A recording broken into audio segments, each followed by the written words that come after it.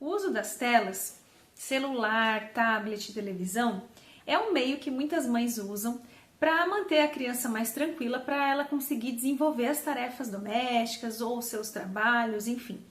Mas você já deve ter ouvido falar a respeito dos perigos das telas para as crianças e adolescentes. Então eu vou falar um pouquinho a respeito disso com vocês hoje. Vamos lá?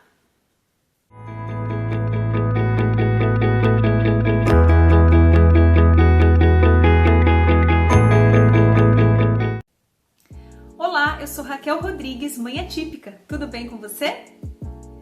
Hoje então eu quero falar um pouco a respeito do uso das telas e quais são as consequências desse uso para as nossas crianças e adolescentes hoje em dia. Por isso, por ser um assunto assim bem polêmico, bem complexo, eu quero que você já vai deixando seu like para não esquecer, compartilha com outras mães, com outras pessoas, cuidadores, porque são informações muito importantes. Eu falo muito a respeito do uso de telas há muitos anos, porque isso tem se tornado algo tão comum, né, no meio das mães e até nós mesmos, né, temos abusado um pouco do uso das telas, então eu acho um assunto extremamente relevante para nós hoje. Um estudo canadense fez uma associação entre o uso excessivo de telas e uma piora da saúde mental das crianças. Esse estudo foi feito durante o período de pandemia, que é um período que foi usado extremamente as telas, né? Porque as crianças estavam em casa, os pais estavam em casa, então foi-se necessário usar as telas para que não só a criança ficasse mais tranquila, mas também para estudos, né? Para a criança conseguir continuar os seus estudos em casa. Esse estudo foi publicado no jornal American Medical Association. A pesquisadora Catherine Barkin afirmou durante esse estudo: pensávamos que o tempo gasto em videochamadas estaria associado a menos sintomas negativos de saúde mental, mas percebemos que as videochamadas não conferem qualquer tipo de proteção. Não estávamos à espera da associação generalizada entre o aumento do tempo de tela e sintomas de ansiedade, depressão, desatenção e hiperatividade. Então, algumas crianças nesse período de pandemia tiveram um aumento excessivo, né? Um aumento muito além do esperado de ansiedade, de depressão, de hiperatividade e algumas, inclusive, tiveram sinais de transtorno do espectro autista, mesmo sem serem autistas. E esse quadro foi até chamado de autismo digital. Esse estudo analisou 2.026 crianças entre maio de 2020 e abril de 2021. Os pais, então, além do estudo, foram convidados a preencher alguns questionários e correlacionarem o estado de saúde mental das crianças com o uso de telas, né, de TV, de videogames ou até de aparelhos para auxiliar na aprendizagem também. Para as crianças com uma média de 6 anos de idade, o que mais se constou ali foi uma piora em quadros de hiperatividade e no comportamento dessa criança. As crianças estavam mais arredias, estavam mais difíceis de lidar. Em crianças um pouco mais velhas, com uma média de 11 anos, o que foi constatado foi maior número de depressão, crianças mais ansiosas e mais desatentas. E pasme, nesse estudo foi associado, mesmo na utilização das telas para o aprendizado, maior depressão e ansiedade. Fora o aumento dos problemas oftalmológicos, como a miopia, por conta do celular, por exemplo, que a criança fica com o aparelho muito próximo aí ao seu rosto, né? E essas questões ficaram tão relevantes que a Sociedade Brasileira de Pediatria criou um manual e inclusive ele está tendo atualizações, né, para auxiliar os pais, até as crianças mesmo e educadores, para que possam ter orientações a respeito do quanto podem usar das telas para as crianças. Existem situações em que a tela tem que ser completamente proibida para as crianças, especialmente as crianças abaixo de 2 anos de idade. E existem situações que você pode fornecer ali a tela para a criança, você pode oferecer ali para ela, mas não pode exceder um limite de tempo, né, durante o dia. É interessante cortar completamente a tela 2 horas antes de dormir, porque se você fornece a tela para a criança dentro desse período, né, antes do sono, você acaba atrapalhando completamente o sono da criança. Inclusive, atrapalha a ação da melatonina, né, que é o hormônio que regula o sono. E não só a criança vai ter dificuldade para dormir, mas ela também não vai conseguir entrar no sono profundo, que é exatamente o momento que o organismo tem para completamente relaxar e restabelecer as suas células. Fora a ação do hormônio do crescimento também. Se a criança não tem um sono regulado, não consegue entrar nesse sono profundo, o hormônio do crescimento não consegue agir da forma correta. O neuropediatra Ricardo Cassa sugere que, mesmo no período em que a criança pode ter acesso às telas, você faça isso de forma espaçada. Não coloque a tela, por exemplo, a criança pode, nessa faixa etária, 1 hora por dia de tela. Não deixe a criança 1 hora direto na tela.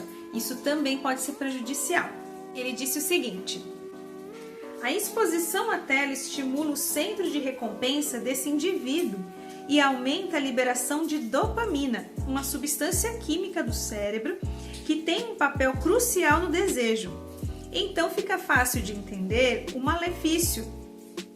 Quando o sistema de recompensa é estimulado em excesso, aumenta também o desejo e a pessoa desenvolve características que vão lembrar as de um dependente químico. Então eu vou deixar aqui uma tabelinha para vocês terem como um norte de quanto de tela pode ser dado para a criança. Lembrando que isso é muito pessoal, vai de cada família, né? Mas isso é a recomendação dos neuropediatras hoje a respeito dessa geração que tem consumido demais as tecnologias. Então, essa recomendação é um limite de quanto, no máximo, se pode fornecer para a criança, né? E isso vale para crianças e adolescentes até jovens, tá?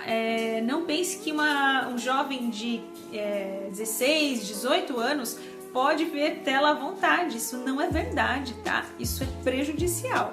Então aí na tabela, até 2 anos, não pode ver telas de forma absolutamente nenhuma. De 2 a 5 anos, no máximo 1 hora por dia, com intervalos. De 6 a 10 anos, no máximo 2 horas por dia, com intervalos também.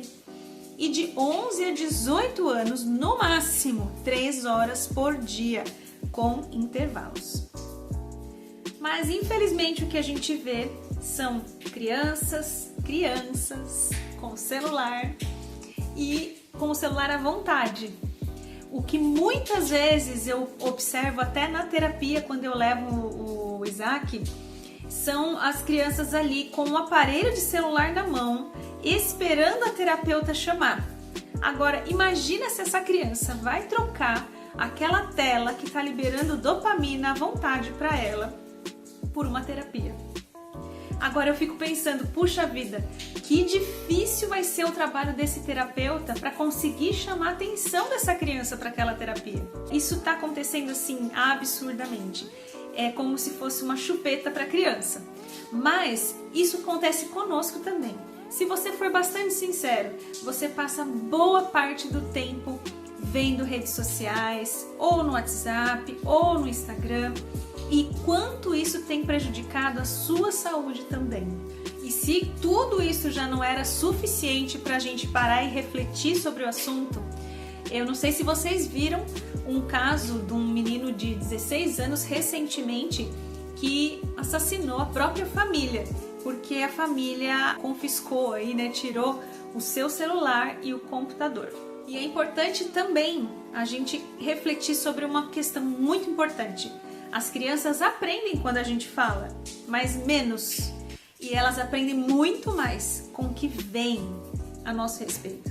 Então, se você fala para o seu filho, não pode ficar vendo muita TV, não pode ficar vendo celular, mas você passa o tempo todo, o dia inteiro no celular, qual o exemplo que você vai estar dando para essa criança? Os primeiros 5 anos de vida da criança são cruciais no desenvolvimento. Inclusive, isso foi um tema de discussão no Mães Atípicas, que é uma comunidade de mães que se reúnem lá na minha igreja, né, na PIB, e nós estávamos conversando a respeito da importância de fechar o diagnóstico da criança e começar quanto antes a terapia, antes desse período, né, ou no meio desse período até os 5 anos de idade, 6 anos, que é a janela muito importante que a criança consegue se desenvolver demais com as terapias. Agora, você imagina uma criança que está na tela o tempo inteiro, quanto que ela não está perdendo de desenvolvimento, de socialização, de brincar, coisas simples que podem fazer com que o desenvolvimento da criança fique em outro nível, né? Mas nós estamos oferecendo o pior possível, que é a tela, que a criança não precisa interagir, a criança tem tudo respondido de pronto, ela não precisa nada, tá ali. Uma análise feita pela Fundação NHS da Inglaterra revelou que as crianças estão chegando muito mal preparadas para a sala de aula. Elas não têm conseguido fazer coisas como cortar um papel ou escrever, elas estão com dificuldade por conta da musculatura mesmo estar flácida, a musculatura não tem força, firmeza. Esses dias, inclusive, eu ouvi de uma professora de ensino fundamental e ela estava conversando exatamente sobre isso, sobre as dificuldades que não fazem muito sentido para as crianças na faixa etária que ela dá aula.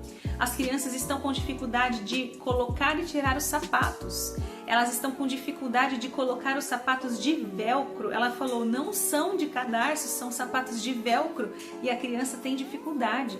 Muitas e muitas vezes, pela pressa, pela necessidade de sair correndo e tal, a gente coloca o celular na mão da criança e vai calçando o sapato, vai colocando a roupa. E aí, como que a criança vai desenvolver? Os pediatras americanos também estão associando essas dificuldades presentes nas crianças em sala de aula também por não estarem fazendo atividades simples como montar quebra-cabeça, montar legos ou até colorir desenhos. É isso, eu espero que essas informações sirvam de alerta, que você possa realmente repensar as coisas que você tem oferecido para o seu filho. Aqui no canal eu tento sempre trazer atividades para você passar para as crianças.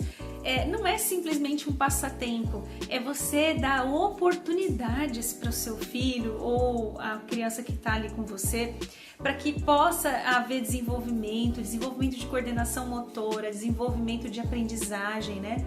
É muito importante você poder oferecer isso para a criança. Nós precisamos voltar a nos concentrar naquilo que é real, a observar as coisas ao nosso redor, né? Inclusive foi também um tema de uma pregação do pastor Segundo Almeida na PIB. Nós precisamos voltar à contemplação, né? Por muitas e muitas vezes a gente está numa correria tão grande que a gente não para contemplar as coisas que estão acontecendo, né? Um pássaro, as estrelas no céu. Nós precisamos voltar a essa contemplação. E você, já olhou lá no fundo dos olhos do seu filho hoje?